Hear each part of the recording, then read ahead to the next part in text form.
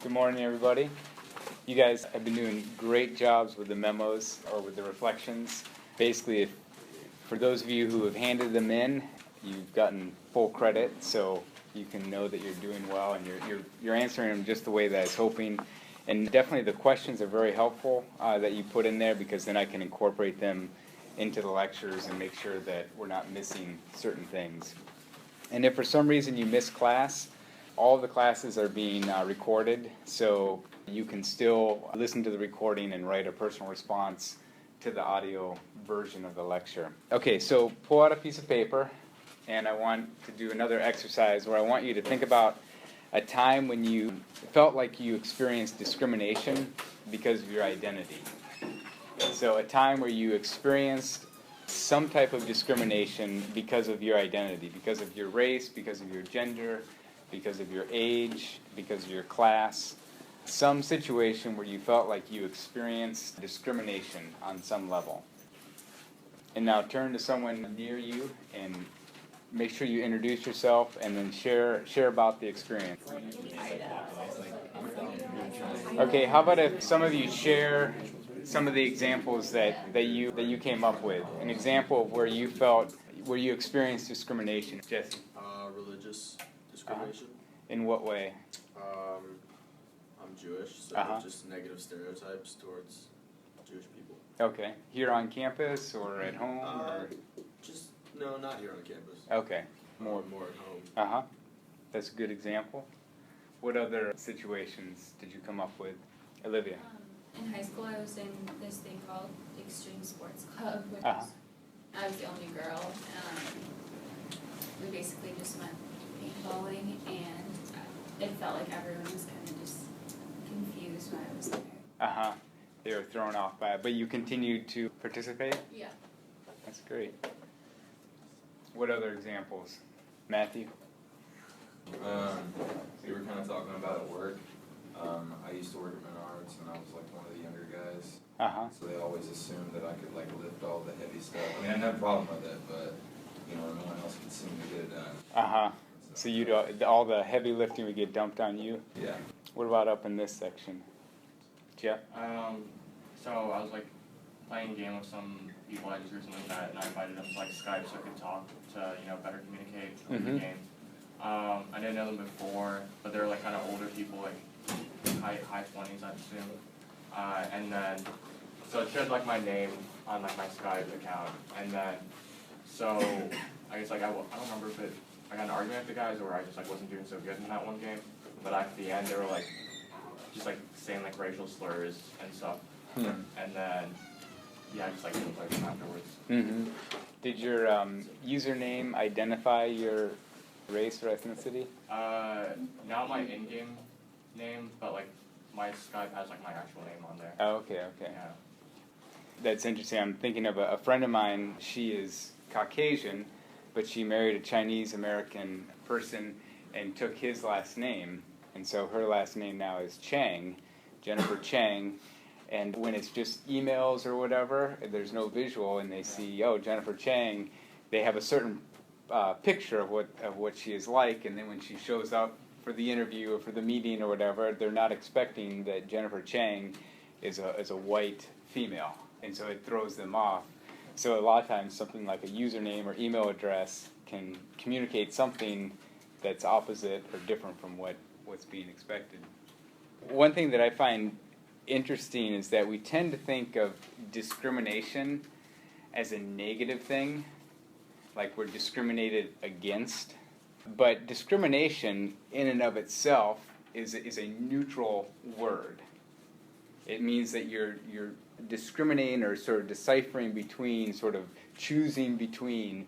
You have discriminating taste, like you can differentiate.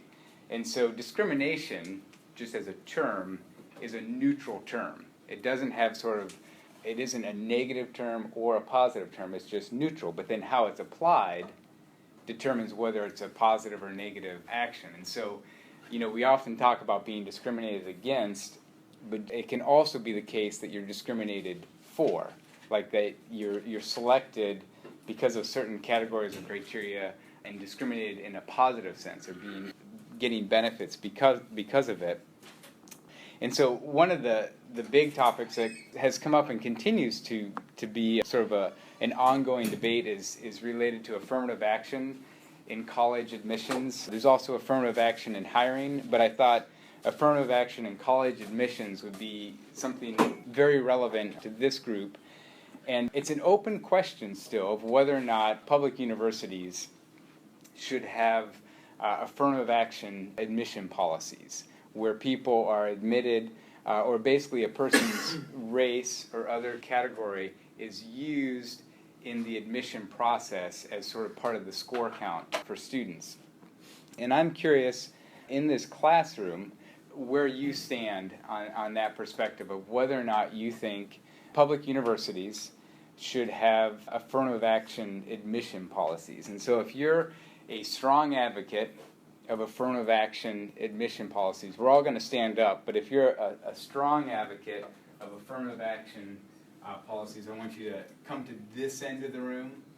And then if you're a strong opponent of affirmative action policies, I want you to go to that end of the room. And then if you're sort of like in the middle, obviously you can stand in the middle. And so this is basically from a policy perspective. Like if you were a university administrator or if you were a Supreme Court justice and you had to decide on whether or not affirmative action policies should be implemented within public universities, you're going to give a response. Yes, Olivia? Does that mean like a certain percentage has to be admitted? Is that what you mean? Well, I know that they're all done differently, but basically it's saying that, you know, when they do admissions policies, they look at your SAT scores, your GPA.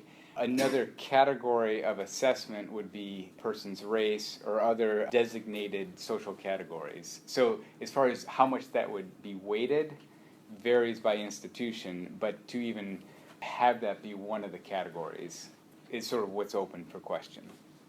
If or the other, you know, the opponents would say race shouldn't even be put on the application because it shouldn't be part of the decision-making criteria. So if you think affirmative action policies are good and are beneficial for society and for public institutions, come up to this end, and then if you're an opponent of it, go down to that end. If you're sort of undecided or just unsure or you see the pros and cons, go put yourself in the middle. Okay, and we're gonna stretch it out a little bit so that you can have space and see each other. So Jeff, come down this way. Sam, come down. I'm not putting you all the way at the end, but just stretch out so we can see each other. And then someone who is a strong opponent of affirmative action policy, I want you to explain why you're opposed to affirmative action policies. Okay. I've done like a lot of research, especially on like blacks and this whole affirmative action issue, and I just don't think that it's fair that a black student would get extra points just because of their skin color. And it's like we complain about being separated and being seen as the other group, but then when it, I guess, serves to benefit us in a way, then it's okay. And so I feel like we either need to pick one side or the other, and I feel like, why is it fair that the black student gets to take away the spot that Asian or a white student or a Hispanic student could have got because we're black? I feel like it should be based on qualifications, and the black student is not as qualified as the other racial groups of the students, and they shouldn't get in.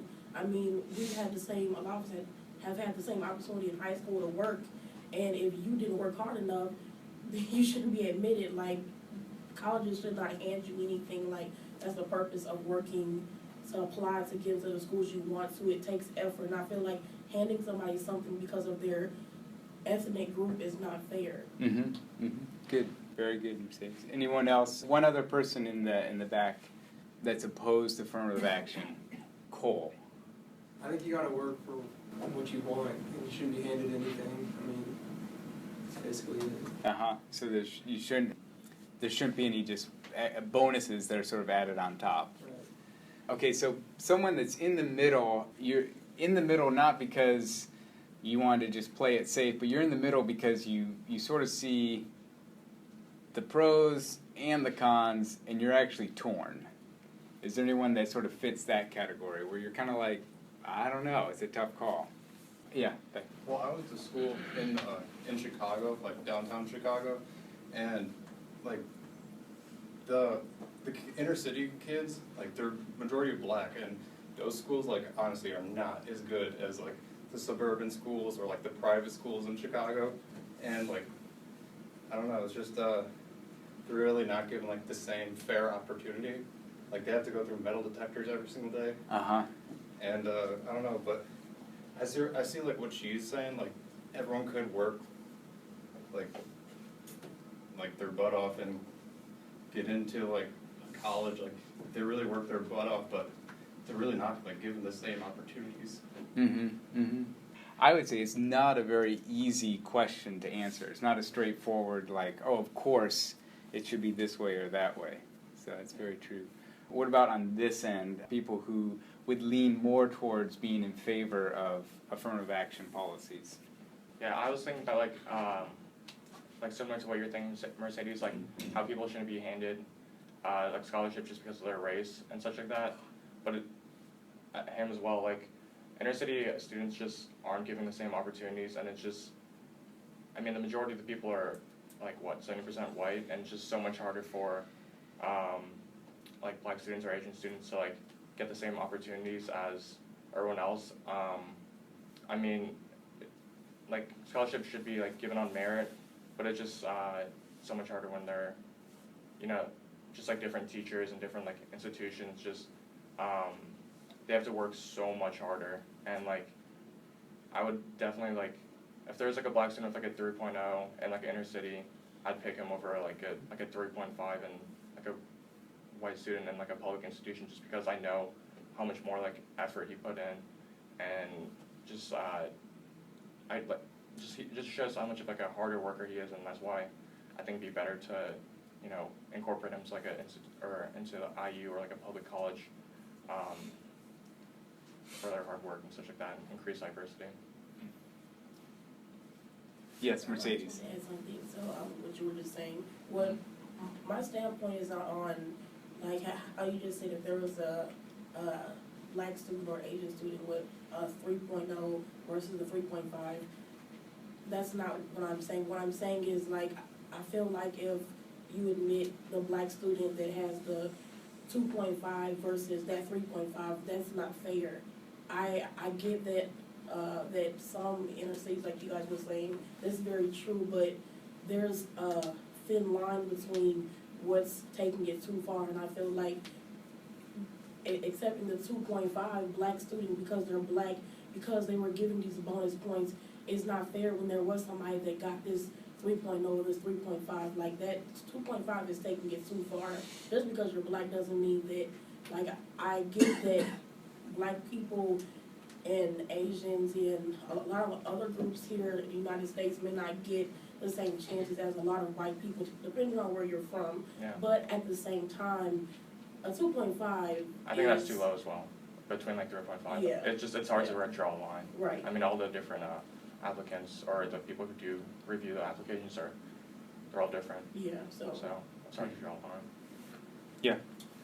Just like another point, I don't think affirmative action should be strictly based off of race. Mm-hmm. I think it should also be based off like the institution of where the student's coming out from.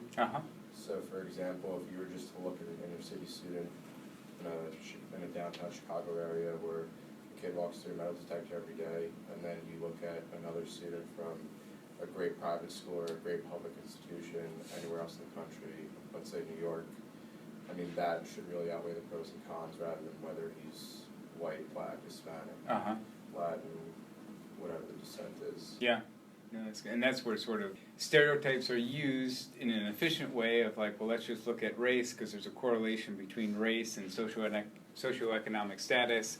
But that's where it breaks down, is that that correlation isn't always exact, and that there could be a white student who grew up in an inner city urban setting and a black student who grew up in a white upper middle class suburban setting. And so it's efficient to just use race because you can just say what it is, whereas to explain your experience, just think of the application review process of trying to discern who fits into which background profile. Yeah. I was just thinking, I don't think there was one college application that I filled out that didn't have the race question on it even. So all of them asked your So, race? Yeah, Yes. so like, and I applied for 10 to 13 different colleges. Uh-huh. So I mean, I didn't even see one that Yeah, so most of them put race on there because they want to collect statistics and Okay. actually also demonstrate that they're not discriminating against certain races. So if all of a sudden you had like 95% of the black applicants were rejected, they need to sort of be able to defend why that was the case. So you also, when you guys filled out your application or when you guys apply for scholarships, there's a question on there that asks about race typically, and you have the option to not disclose race. I'm curious, just by raising your hand, if you've recently filled out an application and you decided to not indicate your race, you took the liberty to say, well, I'm just not going to disclose my race. I want you to raise your hand if you've utilized that option saying, I'm not going to disclose my race. So all of you disclose your race. That's good. Statistically, do you know which racial group is most likely to not disclose their race? White people. And because there's this psychological thought of like, gosh, I'd actually might be put at a disadvantage if I disclose that I'm white. And so it really skews a lot of these applications because it looks like, a lot of times with these scholarships and stuff, that it's overrepresented by racial minorities. But a lot of that is because the white applicants are the large majority that say, I'm not going to disclose my race. So it's just, there's things aren't always as they appear, and there's different processes going on that affect the demographics of who's applying for things or who we think is applying. So you guys can go back to your seats. So, and there's this underlying assumption that the value of a student is based on how smart or accomplished they are. I mean, a lot of you said you referenced GPA and sort of how well they've performed at their at their high school institution. And so that's one criteria, like, we want the smartest students on campus. But there's other ways that students add value to a university setting. I don't think you just want the one dimension of how smart you are, or even just your highest GPA or SAT scores. And there's other, beyond race, there's other ways that people get a boost or a bonus on their application. One simple one is if you're an Indiana resident, you have a better chance of getting in to IU compared to an out-of-state student or compared to an international student. That's just by virtue of your residency in this state. This is a public institution that was set up for the residents of Indiana, and so you get an inherent boost by just being a resident. Is that good? Is that bad? Is that affirmative action? Is that discriminatory in some way against the out-of-state people? Other ways that people get a boost, where it isn't just purely based on academic scores, is if you have athletic abilities. There will be opportunities where a person can get bonus points on their application if they have exceptional athletic skills. And that's because those people are viewed as adding value to the university. And so there's bonus points put on an application for that. Is that affirmative action? Is that discriminating against people who don't have as good of athletic skills? Another one, and more so in private universities, is if one of your parents is a wealthy alumni of the institution. You would get bonus points. Again, is that affirmative action? Is that discriminatory?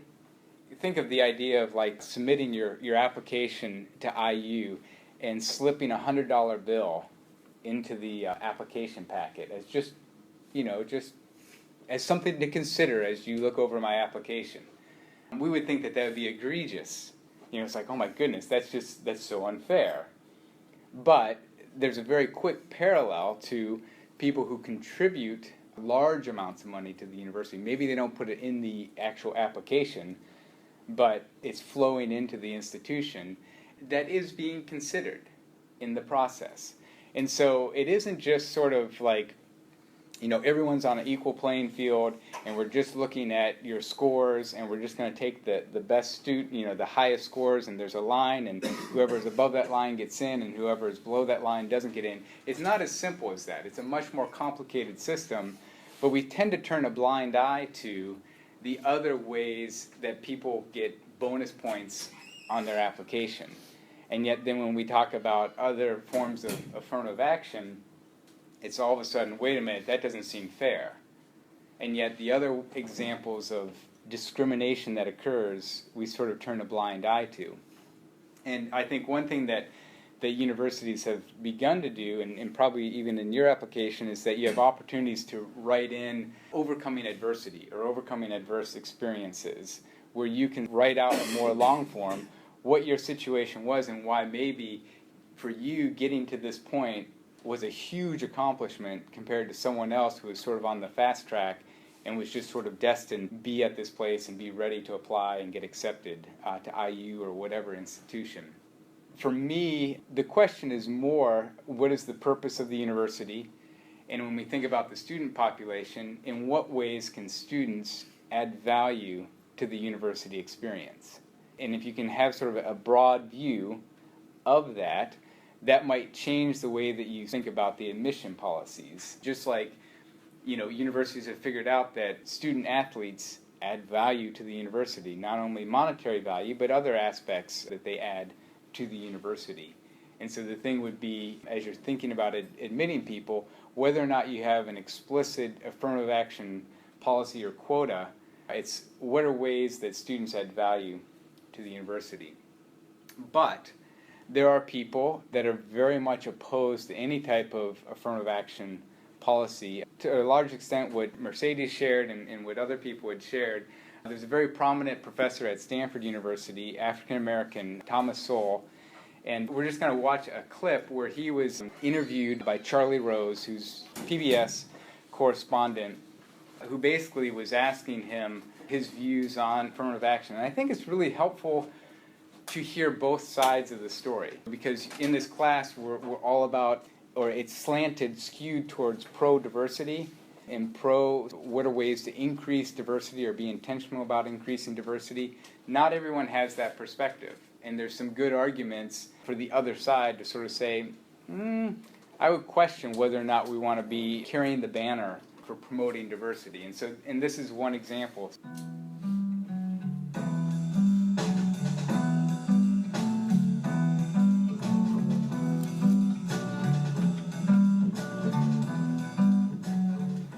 So you can't see any positive contribution to affirmative action. I don't doubt that in fact it increased the pool, as is frequently used. The expression of what affirmative action can do is increase the pool of I don't know what that means, and I've never had anybody explain it to me. I've studied affirmative action in this country, in India, in Malaysia, in Sri Lanka, in Nigeria. They have some version of it in Israel. Well, let me explain as it was explained to me. It is the notion of, let's say you're on the admissions committee at Harvard, and you're going to choose so many people. You're going to let people in for a variety of reasons. One is sheer academic merit. They scored 1,600 on the college boards. That's a good entry. They've got a brilliant academic and athletic background, and they happen to be a virtuoso violin player. And a violin player helps. Yeah. Or let's say they come from Nevada. They don't have a lot of Nevada at Harvard. And let's also say that they come from Sri Lanka. They don't have many people from Sri Lanka there. And let's also say that they also are African American. And that ought to be a factor in choosing from that pool. Maybe that's one of the considerations. Because what? Because diversity of a student body is a healthy factor. I'm fascinated with the extent to which words, we're conditioned to react like Pavlov's dog to words. I hear diversity. Someone was asking. Don't make me look bad, Professor. Someone today who was a trustee of a college was saying that they were going to pick a new college professor. I said, what you should do is have a stopwatch there and just count how long it is till each of the contestants says the word diversity. And the guy who says it, he's 35 minutes into the interview, and the other guy who says it, the first sentence, the guy who said it takes 35 minutes, he should be at the top of the list. The guy who said it the first sentence should be at the bottom. Because what's wrong with diversity? I don't get the point. My point is that this is a word that has become magic. What does it mean, if anything? Are you saying to me that all black people are alike, therefore you've got to mix and match by race? It's not diverse unless it's diverse along these No, I'll tell you dimensions? what I'm saying. I'm saying that I think there would be different to have people of different kinds of experiences. And we mentioned Sri Lanka, didn't we? And it'd be interesting to have some people with an Asian background. Wait, an Asian background, African American, people that come from Fifth Avenue and Park Avenue, as well as from Henderson, North Carolina. All of that would make a healthy student body. You mean to tell I don't me- think everybody ought to come from sons of Harvard graduates. Places like Harvard and Stanford and Cornell, what you have is the black son of the black doctor, who lived in the same neighborhood with the white son of the white doctor. No, and now you're giving me diversity because these two people Well, but that's not all. someplace. No, not necessarily. They have scholarships that they offer to kids who are not the son of But now we get away from the whole racial thing. I'm saying the racial thing has been used as a proxy for something that is not a proxy for. Because the vast majority of blacks who go to places like Harvard and Cornell and Stanford are not blacks from the ghetto. Those are blacks from out there. They're from Malibu. They're from Pacific Palisades. They're from Winnetka and so forth. And they're from the very same neighborhood. They're from the very same neighborhood as the whites are there. And so now you call it diversity because you see something with the naked eye. Charlie Rose is an excellent interviewer and very highly regarded, but you even notice with him, he gets kind of tongue-tied with the question of diversity and why is it valuable. Like it's a quick fix, like, oh, we want to be more diverse, but then when someone gets pressed on it, it's kind of like, well, and it gets very complicated very fast. And I think Professor Sewell brought up a good point that, if you look at, let's say, the African Americans at Harvard and the social class of many of the African Americans at Harvard, they come from a high SES background, and so using race as sort of the indicator isn't necessarily accomplishing the outcomes that the university is desiring. Maybe it was Justin who said it, of not basing it on race, but basing it on class, doing affirmative action based on the class status. And a theory or principle I want to sort of highlight is this idea of individual and structural. This relates to the fundamental attribution error that we talked about on Tuesday. And there's two ways to explain a particular outcome in a person's life. And people tend to have one or the other type of orientation or a way of viewing the world and a way of explaining particular outcomes. And the vast majority have an individual orientation. They look at the individual internal characteristics of the person, and when they see a particular outcome, they have individual explanations for that outcome. And that's where we talked about the fundamental attribution error. If a white person gets into Harvard, they would say, well, the explanation for that is they look at how hard they worked in high school, how well they scored on the entrance exams, their eloquence in writing, their purpose statement, and it's almost 99%, almost 100% of the explanation for them getting in is based on individual characteristics.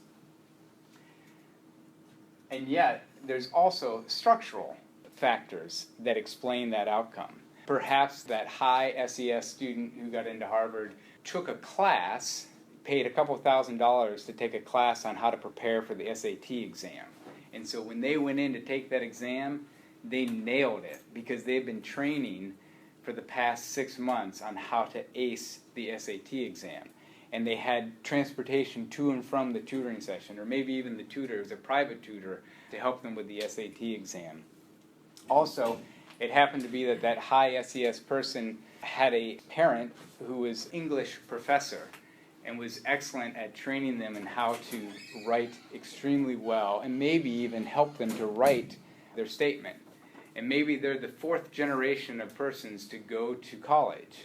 And then the networks, they maybe knew someone who was a professor at the university that they're applying to. And so they're social networks. These are all things that are outside of the individual, but what I would describe as structural explanations for why that person was accepted into an elite program. But what we tend to do is think about the individual characteristics and ignore possibly structural explanations, partially because the individual characteristics are much easier to see. The structural ones are just very difficult to observe and even comprehend. We just don't think in terms of networks. We don't think in terms of generations. But all of these things play a strong role in explaining particular outcomes. Now, there's people who sort of are all about the individual actor, and it's all about the individual of explaining particular outcomes in their life, whether they're positive outcomes or negative outcomes. And then there's people on this extreme who say, it really doesn't matter who you are as an individual, it's your place in society that is going to predict your outcomes. Like the structural forces are so strong that you don't even have a chance. If you grew up in a low SES community, the likelihood of having a positive outcome, no matter how good of a person you are so slim because these structural forces are so strong that you don't have a chance.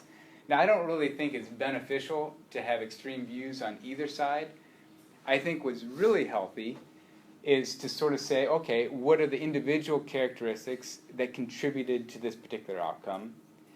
And what are the structural factors that also contributed to this outcome? And what were the positive structural factors if you had certain social networks or if you had certain resources available to you that other people didn't have? It's important to acknowledge that versus sort of saying, hey, look at me. Look what I accomplished. We both had equal opportunity to get into this program or to get this job, and I performed better. When in reality, there were probably structural factors, resources that were available to me, resources in terms of people, resources in terms of finances, resources in terms of skill sets that were available to some people and not available to others. And so a lot of times the idea of being intentional about how we view people and their experiences, whether it be in admitting to colleges or to jobs, is to also look into what is their structural position in society, whether it's a high SES structural position or even, a structural position can be by gender. If your structural position is male, then you have certain resources or benefits that are accrued to you compared to someone who is female in different situations. And so, to me, it's very important first to understand these two distinctions. Both are social realities.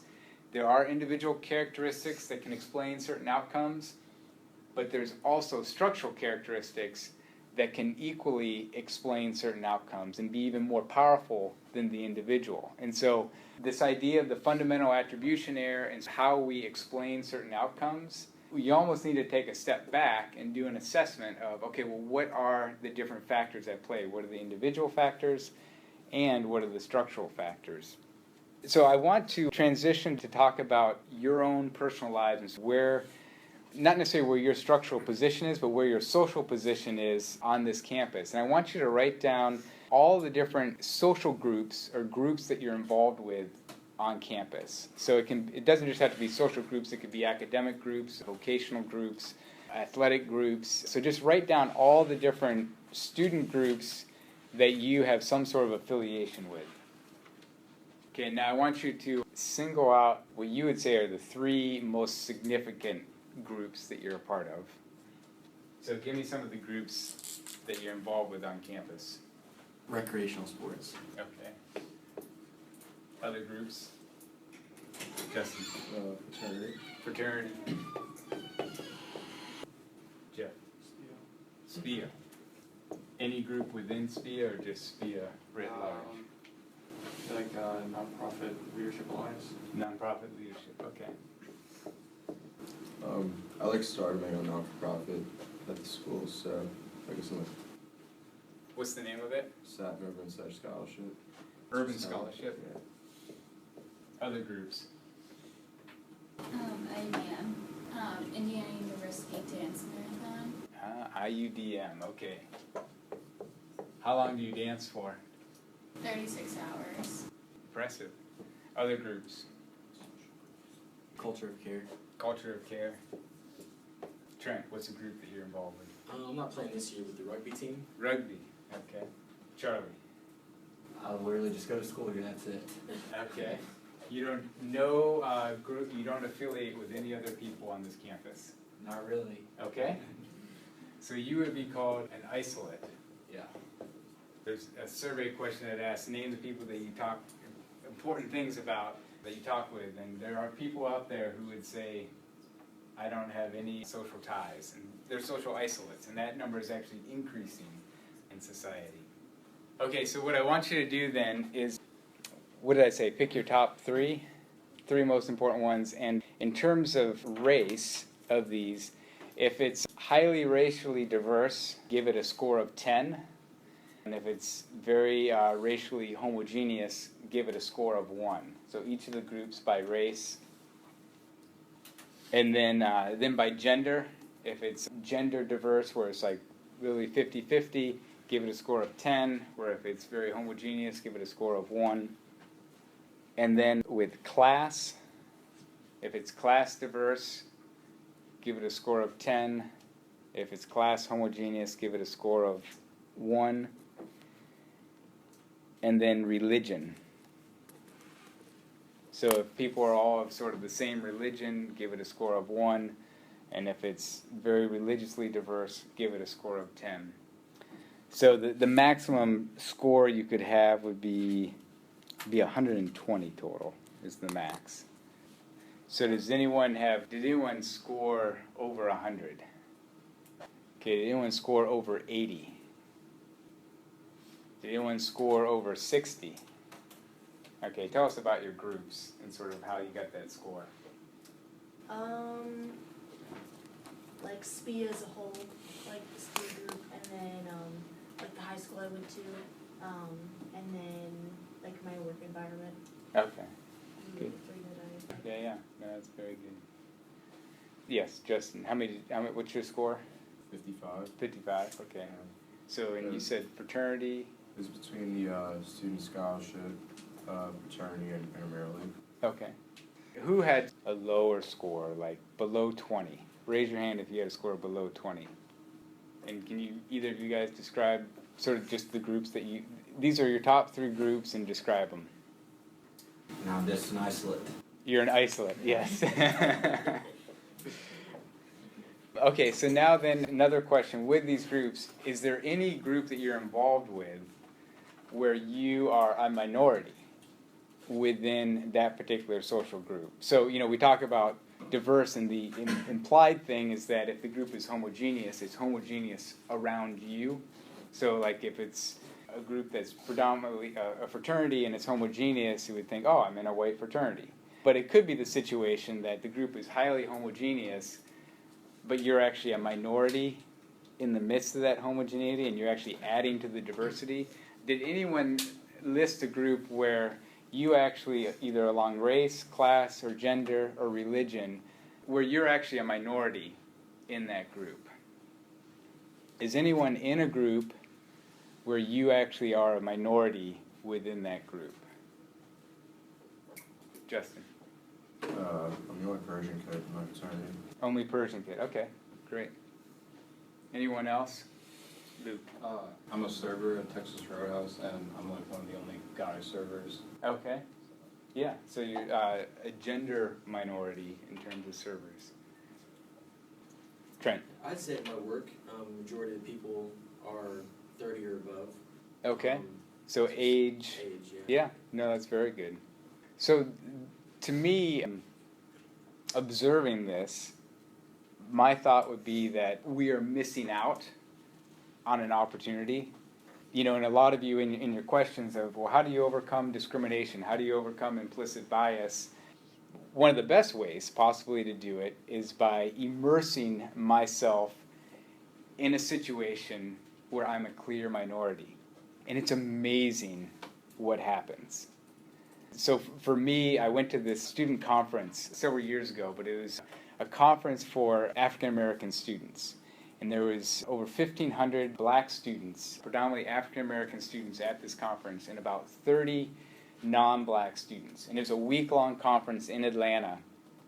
And I describe it as one of the worst weeks of my life. And the main reason why it was the worst week of my life is because I didn't enjoy myself at all. I felt out of place the entire week. I didn't understand the jokes. I didn't understand the games that were being played. I was silenced in social settings where normally I'm very talkative and I like to interact with people. I just kind of found myself being put sort of moving myself out of the conversations. And like when they were playing games, they were playing dominoes, and I couldn't really figure out the rules and the terminology that was being used. Even though I love to play games, I couldn't figure it out, and I didn't want to make a fool of myself by doing the wrong move or doing a move that looked stupid. When they were referencing different movies, I didn't know what the references were, so I couldn't contribute to the conversation. And I bet you almost everyone at that conference, well, first of all, I was invisible to them. They didn't even think about me. They didn't even really care. But the ones who might have thought about me and looked at me would have said, wow, that guy's really shy, or that guy doesn't talk much, or that guy's not much fun. And I felt like very misunderstood, either overlooked or misunderstood. And when I share about that experience with my friends who are racial and ethnic minorities, they're like, that's often my everyday experience in life, of getting overlooked, being misunderstood, being pegged as being something that I'm not, because they're living in an environment where they are the minority. I endured it for 1 week and I hated it. Imagine a lifetime. Imagine not having the luxury of being able to just sort of leave the conference.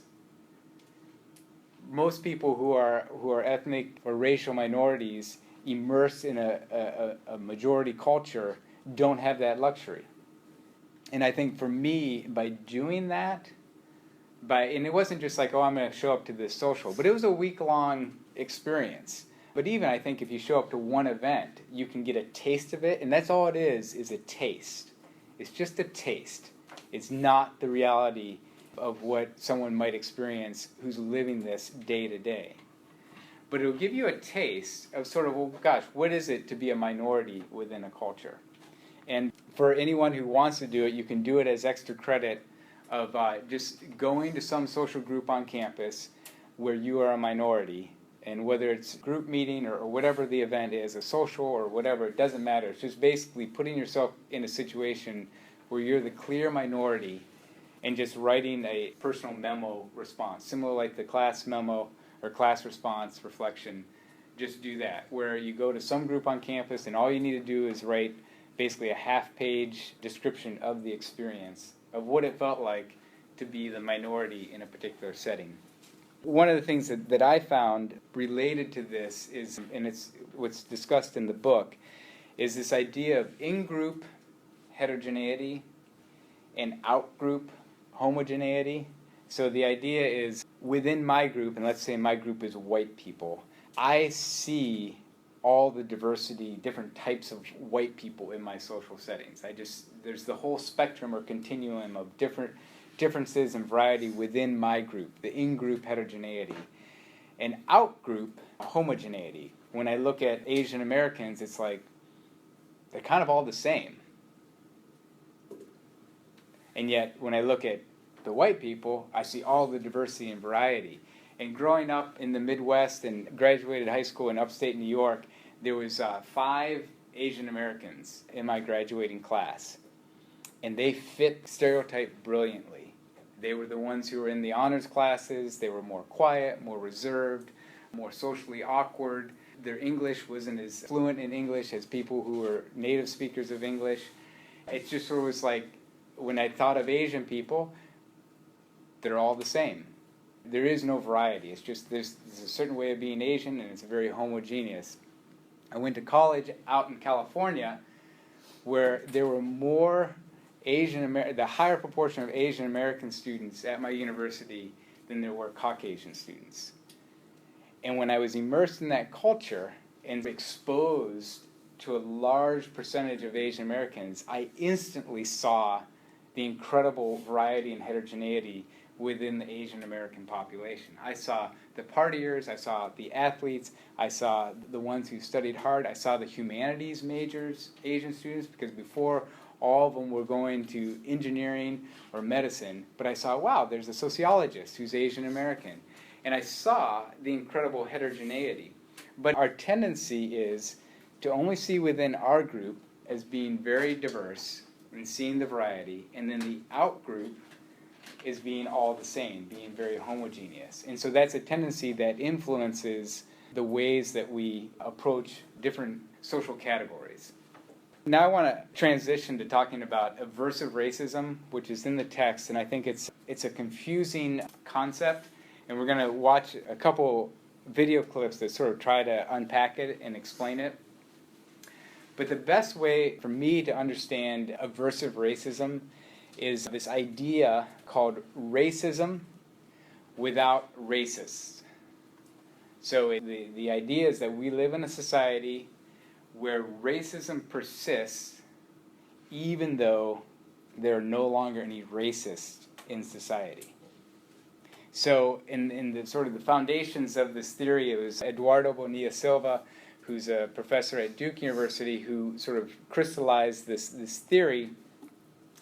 And the idea is that if you look at social survey statistics, up until probably like the 70s or 80s, people had very racist views, blatantly racist views particularly about whites against blacks. But then over time, these racist views were diminished.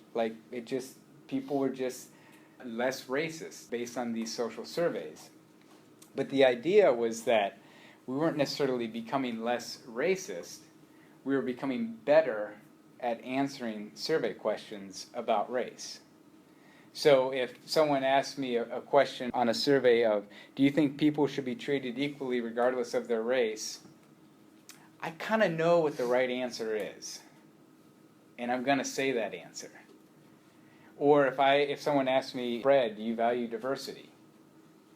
I kind of know what the right answer is.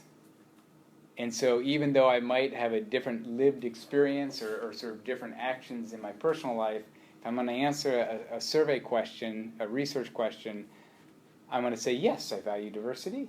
Yes, people should be treated equally regardless of their race. But what exists, though, is that racism still persists, even though we as a general public are more nuanced in how we answer or discuss things related to race. And so one of the things in my research that I try to get at is I want to know, how is race or other different forms of diversity dealt with? And so one question that I would ask of a student group or a group on an organization is, to what extent did racial differences prolong your meeting? So if you're a leader of an organization and you have racial diversity within your organization, I'll ask, to what extent did racial differences prolong your meeting? Now, if you're the director of an organization, what's the socially appropriate response to that question? If you're trying to game the survey and look good, is it better for racial differences to prolong a meeting or not? It's unclear. And so what that allows me to discover is, how deeply are they engaging racial differences? So if racial differences do prolong their meetings, that's actually an indicator that they're deeply engaging racial differences and talking about race. They're not necessarily having just a colorblind posture where like, oh yeah, it doesn't affect our meetings at all.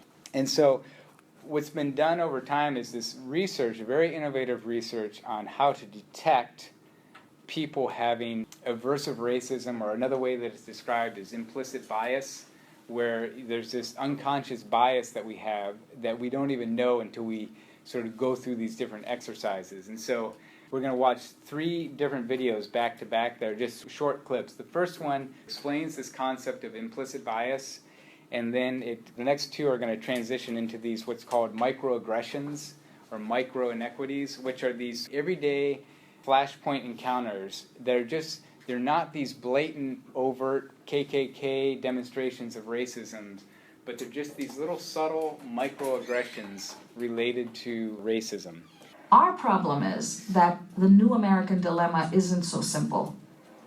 We have all of these markers by which we can demonstrate that we're not the people we used to be. But we don't know the ways in which we're not such good people, because that part is unconscious. You may think this about yourself, but is that really who you are? We actually created a test that measures bias. You see words that capture good and bad. You have to associate Yankees with good and Red Sox with bad.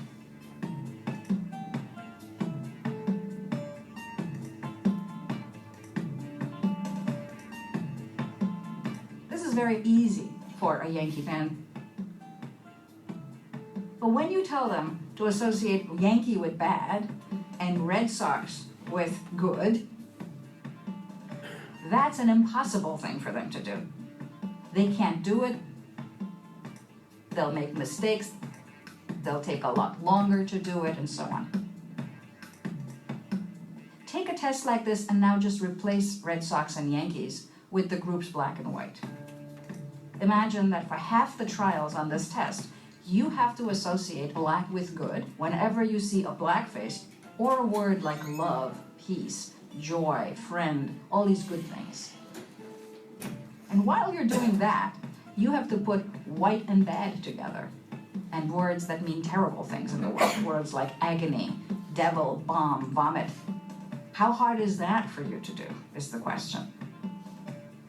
We're not talking about your conscious attitudes. We're not talking about your conscious beliefs. We're talking about something that you yourself may not necessarily know you have. For something like 75% of white Americans, it's very hard to put black and good together.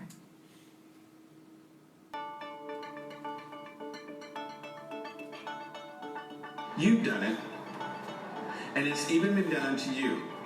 You shake a person's hand, but barely make eye contact.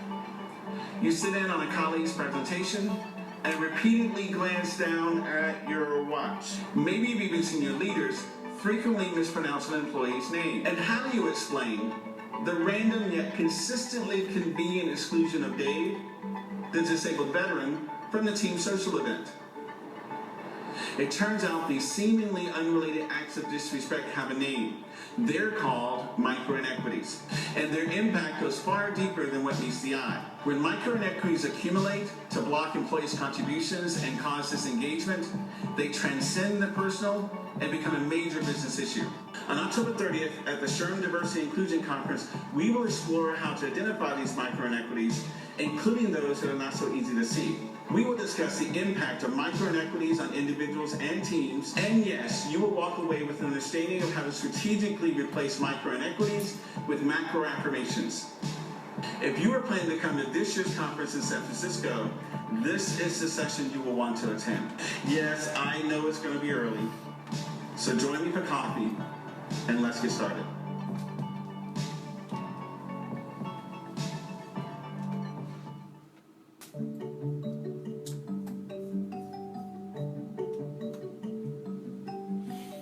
Oh, you're so pretty for a black girl. Oh, she has a Jew nose. Oh, your hair would look so good if it was straight. Jews are so cheap. Why are you so cheap? Do you speak good English? How are you an Iraqi Jew? I think the person saying microaggression kind of doesn't really think about it. This person who said it was my friend, like, I was astonished they would, like, say something like that. You don't want to make a big deal about it, but then it's also like, you just said something that offended me, so I feel like I should speak up. Because they're micro, because they're very subtle, they're small, you feel like you don't have a reason to be upset. You're overreacting, and people even can make you feel that way when you bring it up. They're like, oh, you can't take a joke. You're making too big of a deal of this. Why are you overreacting? Don't take it so seriously. It was just a joke. Chill out. Say like, oh no, I actually love black people. I love people of color. Like, they try to just minimize the situation. If someone feels hurt by a microaggression, it shouldn't just be pushed to the side. It definitely has negative impacts and like leads to people disliking who they actually are. Those kinds of subtle offensive comments can build up over time, and they can have like a deep psychological effect, and you know, they can make you feel bad and they can make you doubt yourself. We try to just use jokes to like make things less awkward or like ease social experiences, but it is important because you need to like be aware of what you're saying and like who you're speaking to. Think of what you say and how it can affect the person you're saying it to.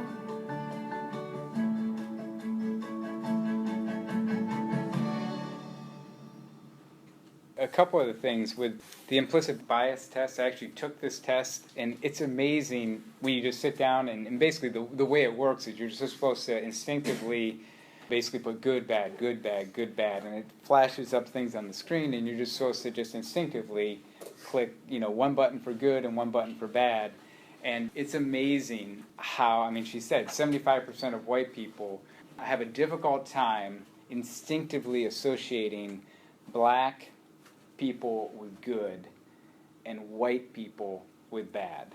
This is a way to demonstrate our instinctive reactions. When we walk into a situation or we find ourselves in a scenario, we make quick calculations, instantaneous calculations that really aren't based on full data, but we need to make a quick assessment. And we do that not only just in normal social situations, but in all types of situations, whether it be hiring or choosing leaders or working together in groups. We make these quick, instinctive, instantaneous judgments that are based on stereotypes or impressions that the media puts out there that aren't necessarily accurate. Sometimes it might be, but not always. And yet we put a lot of confidence in our instinctive reactions to those situations. The other one that is talked about is these microaggressions. What's interesting is, as I watch this video, personally I sit there and I say, I can't relate. I don't really have these experiences of microaggressions. Like, I don't experience aggression from people. But when I talk to my friends who are social minorities and they watch this, they're like, that happens more than you realize. And so I think what I'm curious is, as you guys saw this video about microaggressions or just these subtle social dynamics that go on, do any of you have examples or experiences where either you were sort of, you look at that, you're like, ooh, I said that to my friend. I didn't know that might have been offensive, or you might have been the recipient of it. I would love to hear that. I recognize that it's probably not the easiest thing to share in a group setting, but it could be a very valuable thing for others to hear in a group setting. And so I'm just curious if you have examples of where either you or maybe the perpetrator. Corey. I grew up in like an all-white area, and I had there was like 4 black people in my high school. Uh-huh. And I pop a lot of jokes, and there's this black kid, a grade under me, and I'd always go up to his hair and stuff, and it wasn't meant to be like that, but it was just weird for me because, we weren't like that, and he was like the only one in our school who was black, so I guess I kind of did that. Yeah, so you would see, like, reflecting back, you're like, he probably didn't enjoy that experience of being singled out in that way. I didn't mean to like go up to him in front of everybody and be like, oh man, look at your crazy hair. Uh-huh. Looking back, it's probably what I did. Sure. No, and that's, my hope is that this isn't going to be sort of like this crusade or judgment of like, you're all bad. My desire is being very aware of our actions and how they affect other people. And I think that's a huge step of just being cognizant of it. So that's a great example, Corey. Any other examples that you guys can think of? Either being the perpetrator, Mercedes? I went to all-white high school and middle school and everything else. When I was in high school, like a lot of people used to say, you don't act like a black person, like a regular black person.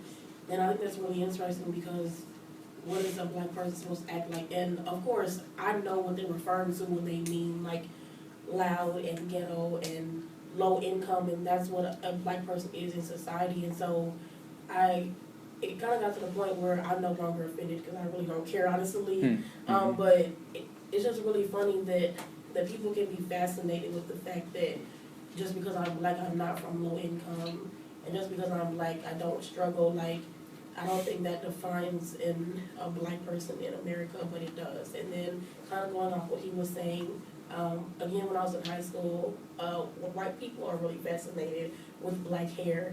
And I think it's so funny because they always wonder, like, I change my hair all the time, and so I would come to school and they'd be like, hey, your hair grew. And I'm like, no, it's not mine. Like, why do you get to stick to your head? And so there's just like a lot of things that I don't get offended anymore because I can't fault people for not knowing. And kind of like he was saying, he wasn't doing it to offend the guy, but it's fascinating. And so I just think that we need to learn how to make it accept it as a joke and just explain to people if they really don't know. But these microaggressions, they're not always a negative thing, I think. And I think if we think about it and realize that people really don't know, then I guess we kind of change it around.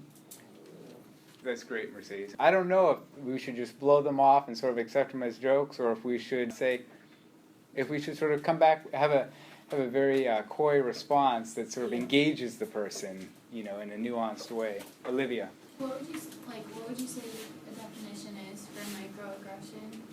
Microaggression would be, so like one example that they have is a person is walking down the street, say it's a woman, and she sees a black person walking towards her. She moves to the side, she grabs her purse, and sort of picks up her pace to move fast. That's an example of a microaggression, whereas if it was a white person wearing a suit, walking in the same way, those actions wouldn't, they're subtle, they're moving to the side, they're clutching the purse, they're picking up the pace, versus like the macroaggressions are, I'll say the KKK with the burning crosses in the front yard. Like, that's macro. Like, there's nothing subtle about that, and it's blatant. So we're going to wrap up with this. Starting next week, we're going to start 4 weeks of looking more in depth at different racial and ethnic differences and go from there.